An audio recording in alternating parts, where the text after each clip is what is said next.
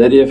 an audience appears with their little candles in that room, and depending upon how many sins, what type of actions they have done, what type of difficulties they have put upon themselves, all these little candles like different colours flickering, some coming on and off temporarily, that like a visualization of the light of their reality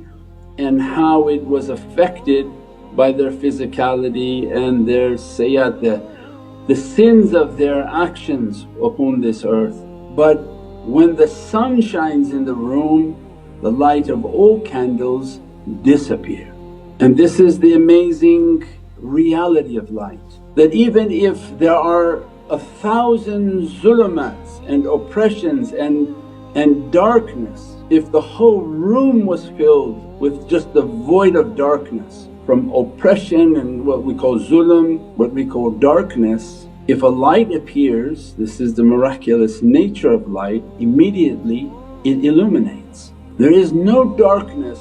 that can take the illumination of light away.